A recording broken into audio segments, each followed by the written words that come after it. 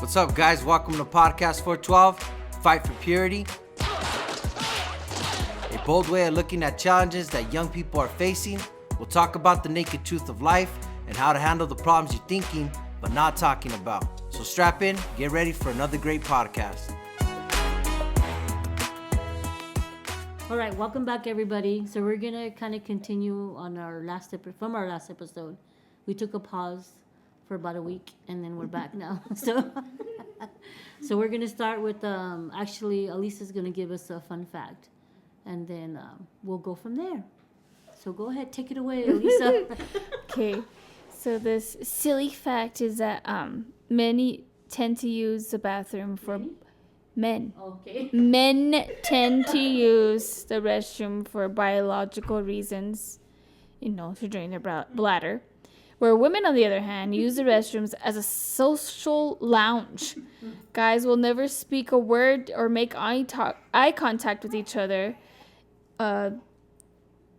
with others they don't know there, but women who have never met will, and by the time that they're finished, end up leaving the bathroom like their old friends, Yeah. Like laughing, like, Yeah. Exactly. Which is true. You hear more conversation probably in the women's bathroom, yes. than you do in a guy's bathroom, yeah. And you just automatically think that everybody does that. You meet people in the bathroom. But anyways, going on. So last week we kind of ended on identity. We were kind of talking, and why don't you refresh us with your stories?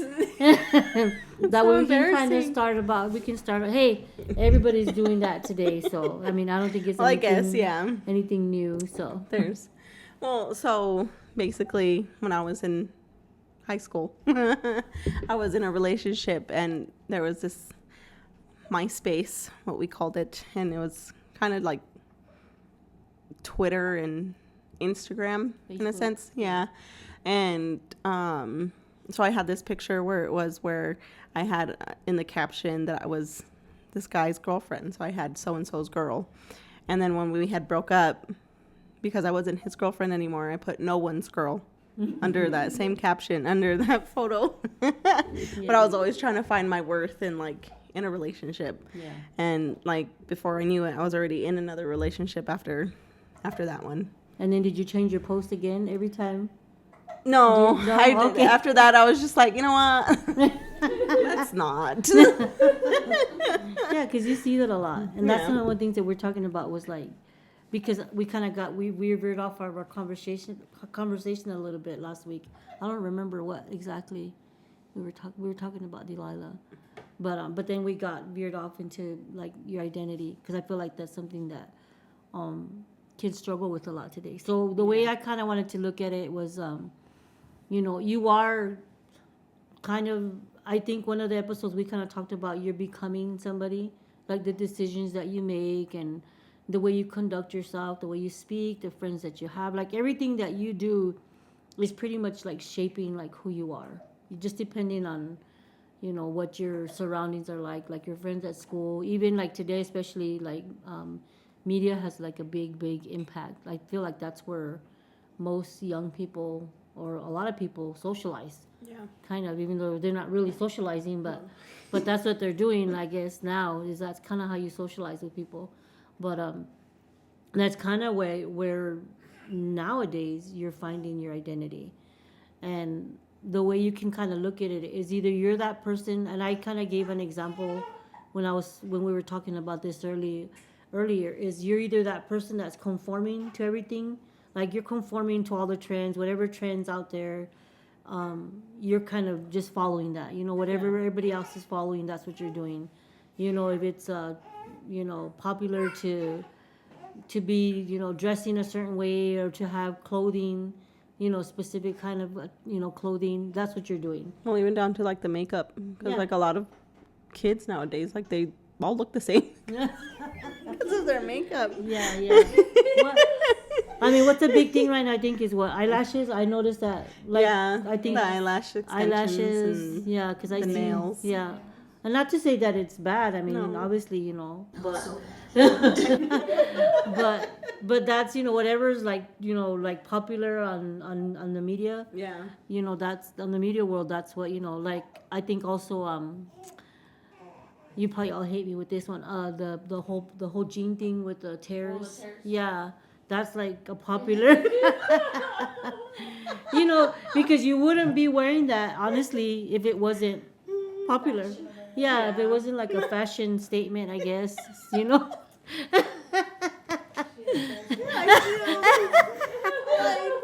Yeah, and then we pay for not me, but you guys pay for that. You pay to have ripped jeans. I don't know what else is. I think somebody asked me one time if my jeans were new, and I was like, no, it's because they had tears in them. I was like, no, it's just they're old. They're like really, really old. They're natural tears. These are natural tears, but they thought they were new because when I bought these, they didn't have tears, right? and I don't know what else is like popular right now. I know, like I noticed, like just like when you go to the mall, you see what's kind of in. But I know eyelashes are in because I see everybody wearing eyelashes. Well, fake eyelashes. Yeah. So. But eyelash extensions. Yeah. Well, even with like what's trendy with like the new dances that are out there, the songs that are coming out, and like the dances that they make. Yeah. And like. It's just, I don't know. It's tiresome. Yeah, but when you, like I said, when you look at that, I picture it. The best illustration I could find was like Jello. When you put Jello, whatever mold you put Jello in, that's the shape it's gonna take. You could put it in a round one or with designs on it, whatever. But that's the shape that Jello is gonna take. It's gonna take the shape of whatever mold there is. And I think that's what a lot of young people are doing. You're just whatever's popular right now, whatever is getting people's attention. That's what young people are doing. Yeah. But when you think about Jello, or at least when I think about Jello, it's just sugar and water. It has no real form to itself. If you let it sit, it's just gonna turn back to water, and it's just gonna turn to slush. As where I think. Sarah gave us an example of bread. And Alisa, you know a little bit about bread. Well, I guess. I mean, bread you can mold it to an extent, but for the most part, like once you put it in the oven, the way it rises is the way it rises. Yeah. And what you put into it, whether it's too much of this or that, either it's going to explode or it's going to go exactly the way you want it to be. Or deflate too. Yeah. And then, but that's the thing, once it's baked, it stays that way. Yeah. Versus Jello, it can go back to... Yeah. It can go back to slush, but whereas bread, once it's done, that's it. But then when you think about bread too, like bread's not something that you just make on the fly. No. There's like a whole stuff that goes involved with that. To let it rise. To let the yeast sit. Yeah, it's not something that you just like spur of the moment. Spur of the moment. You just put it together. Jello, you can do that. Yeah. But I mean, it takes a while for Jello to harden.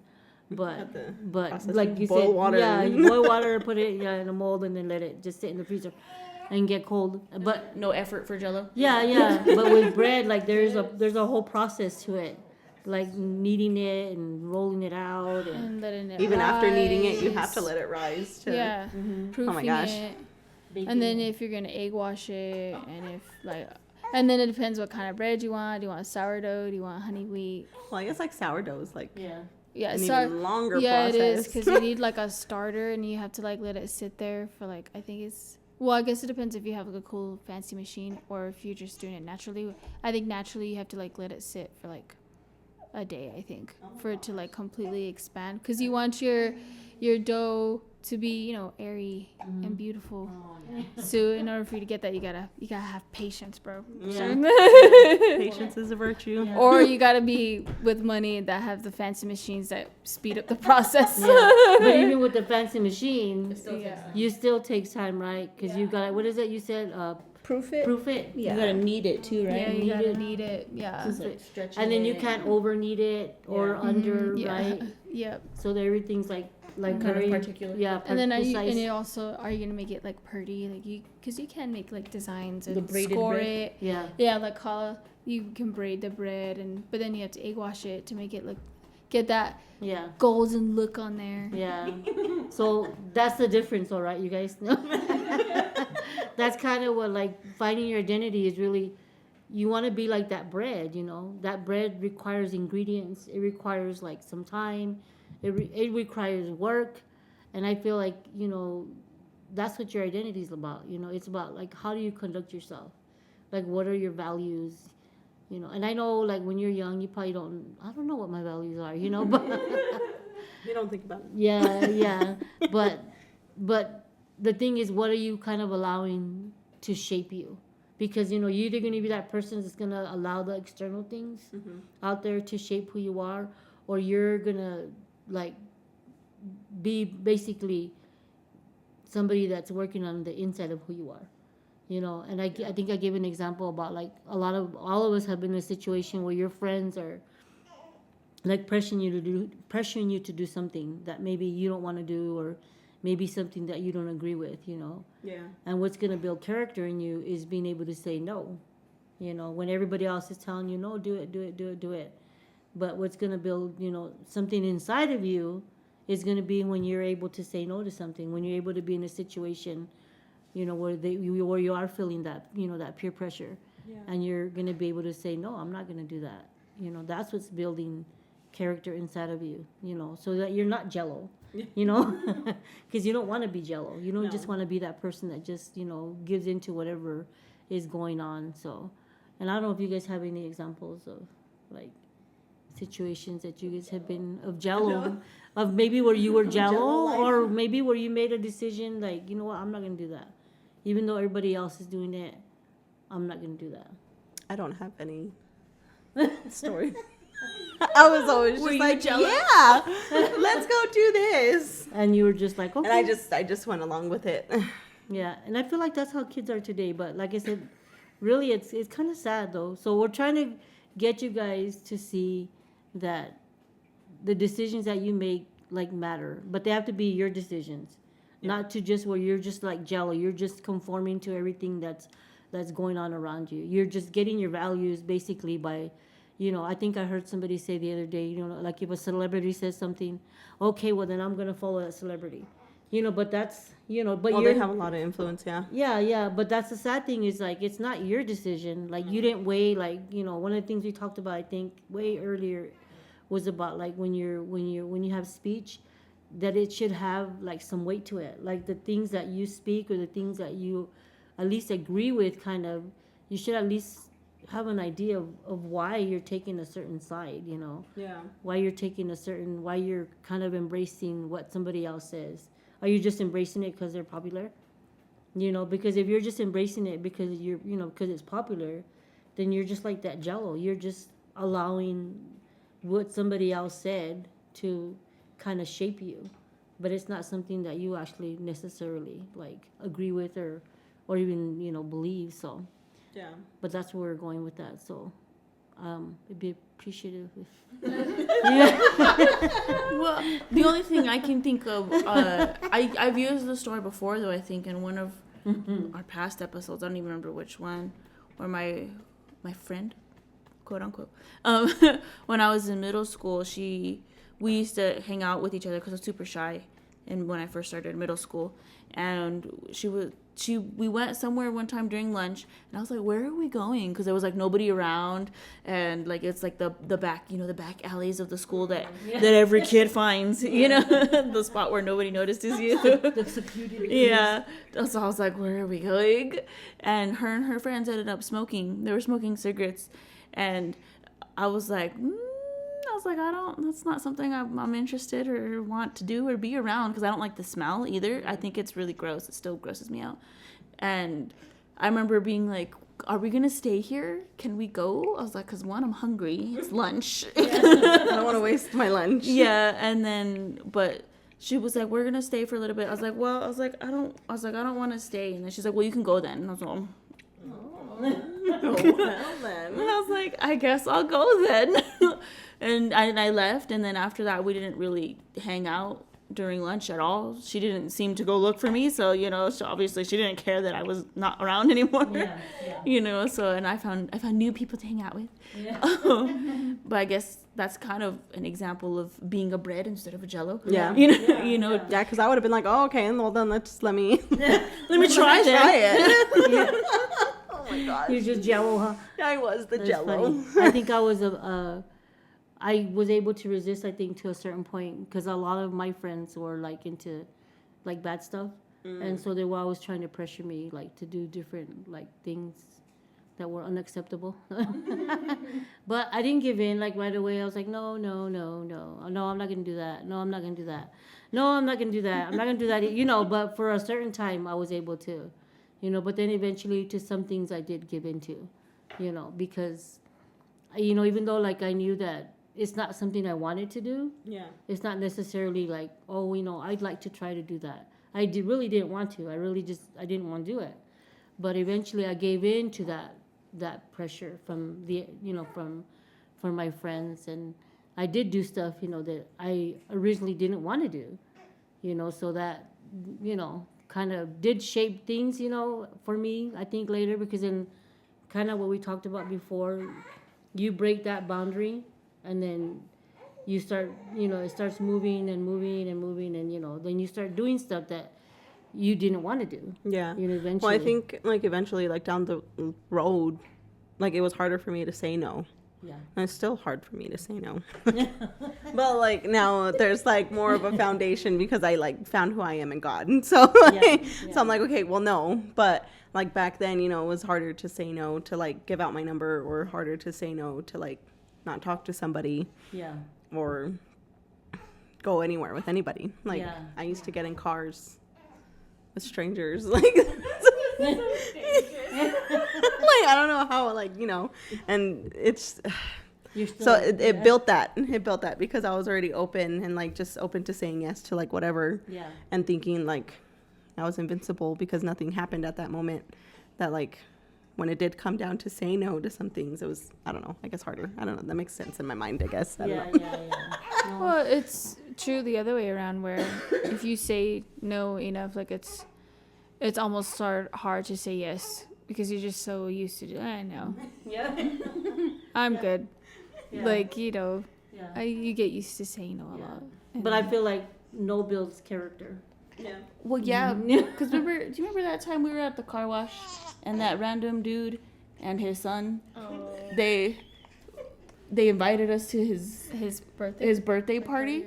Some random, like we've never seen him before. Cause we were doing a car wash, so you know we're in the street, you know, holding the signs, and he pulled over and he's like, "What are you guys doing?" We're like, "Oh, it's a car wash," and he's like, "Oh, well, you guys are like." You guys are Beautiful or something like that. He's like, "You guys seem like somebody that, you know, I'd want my son to be with," and we're like, "Thanks." And then he's just nodding his and head. this is my son. Yeah, his son's in the passenger seat, just well. His son didn't say a word. The whole Dad time. was doing all the talking. It was funny. And then he just invited us, like, "Well, he's having a birthday party tonight. You guys should come." And I was like, No. "We don't know you, sir. You are. I don't know your son. Like, I don't know how old your son is. You know, like, so it was weird. You know, we said no. We built some character there, you know, but like because we already had a kind of a stronger foundation, we had some ingredients in our life. We were able. It was like easy to say. It was easy to say no. To Like, be like, this is not okay. Yeah.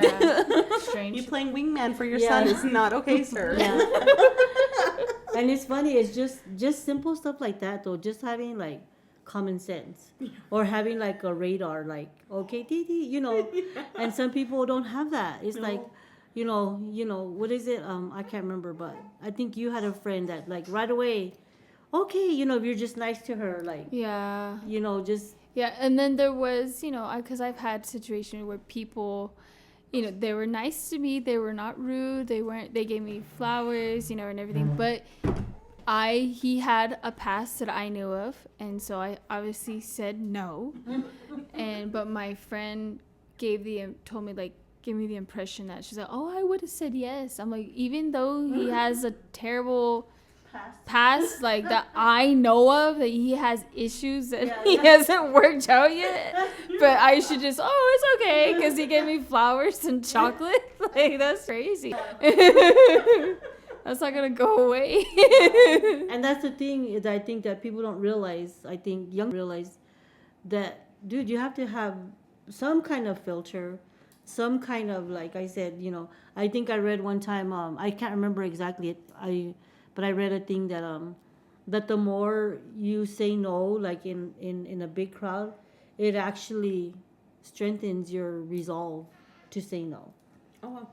Like if you can say no, like in a crowd and go against the pressure, it's actually builds like more inside of you. Like it builds, I guess you could say, like more Confidence. moral fiber inside of you when you're able to actually say no, to people. When you don't like just follow what everybody else is doing, and just okay, because you're not building anything inside of you. You don't know how to say no. Yeah. I mean, if you can't say no to things that are wrong, then you probably don't have that red flag. Red flag.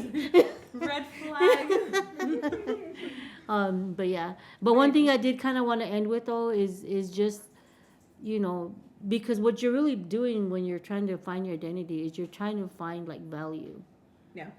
Somehow you're trying to like define like your worth, and you think that, by wearing, certain clothes or by having certain relationships or by looking a certain way that Having a certain status that on social media. yeah, having so many likes or having so many that's where your value's coming from. And I just wanted to kind of clarify that that's not where you're gonna find your value, because those things are gonna like change from day to day.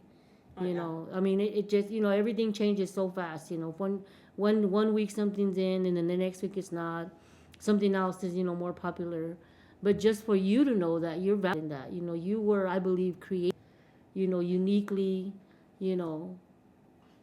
for a purpose, and that you're valuable, not because of anything that you do or, anything that you accomplish, but just because you were created, by a God that loves you, and that you are loved no matter where you're at, and that you're not going to find value in those things, You really are going to find value, like, once you realize, like, who you are, and how God sees you, that you're unique, and we could go into like, I could go into it, but I'm not going to.